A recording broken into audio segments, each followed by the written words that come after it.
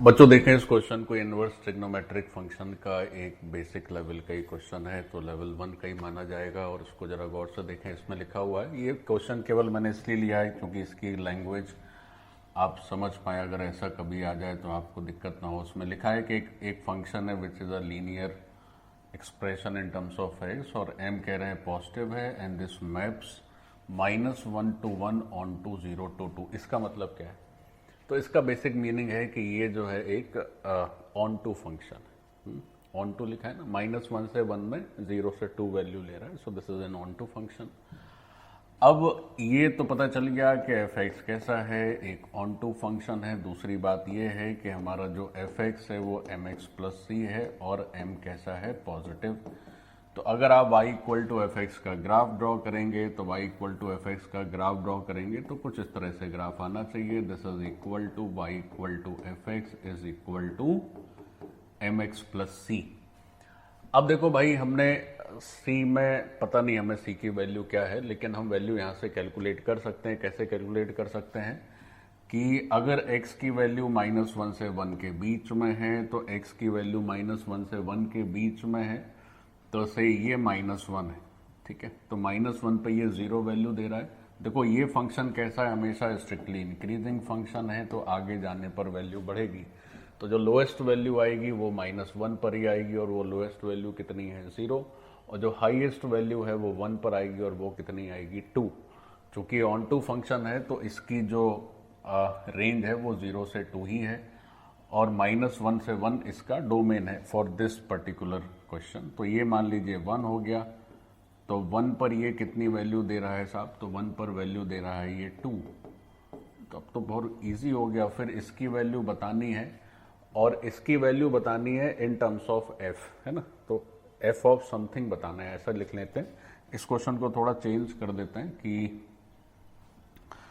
ये दिया हुआ था, आपको इसकी वैल्यू बतानी है, और या फाइंड टर्म हटा के ऐसे लिख देते हैं कि and tan of this much is equal to lambda. तो आपका जो लैम्डा है उस पर क्वेश्चन मार्क है, लैम्डा बताना है क्या होगा। तो अब देखो ये बहुत इजी हो गया बच्चों, -1 पे 0 वैल्यू हो गई। तो अगर आप f ऑफ -1 कर दें तो -1 कर देने से 0 और 0 यानी कि c हो जाएगा। तो c की वैल्यू 0 ही आ गई। नहीं, f ऑफ -1 0 नहीं होगा, गलती हो गई। तो अगर आप f ऑफ -1 करते हैं तो ये हो जाएगा -m प्लस c, और f ऑफ -1 की वैल्यू क्वेश्चन में दी हुई है कि 0 है, so this is the first equation. फिर अगर आप f ऑफ 1 कर देते हो तो 1 कर दोगे तो this will be m plus C, और f ऑफ 1 कर देने से 1 पर वैल्यू कितनी आ जाएगी? 2। सो this is your second equation. तो m और c इक्वल होंगे फर्स्ट इक्वेशन से, तो यहाँ से m और c दोनों का वैल्यू कितना आ जाएगा? 1। तो बच्चों हमारा फंक्शन f x पता चल गया कि जो f x है दैट इज x प्लस 1। अब तो कुछ बचा नहीं है इसमें, अब वो एक सिंपल फॉर्मूला है तो उसको भी देख लेते हैं। जरा ये फॉर्मूला देखो, tan ऑफ, अंदर बच्चों 3 tan इनवर्स का समेशन है। तो ये जो 3 tan इनवर्स हैं उनको एक बार देख लिया जाए क्या रिजल्ट आएगा। तो ये tan इनवर्स 1/7 है। फिर उसके बाद tan इनवर्स मैं पूरा नहीं करूंगा, आपको बस 1-2 लाइन बता के छोड़ देता हूं, आप आगे कैलकुलेट करते रहिएगा।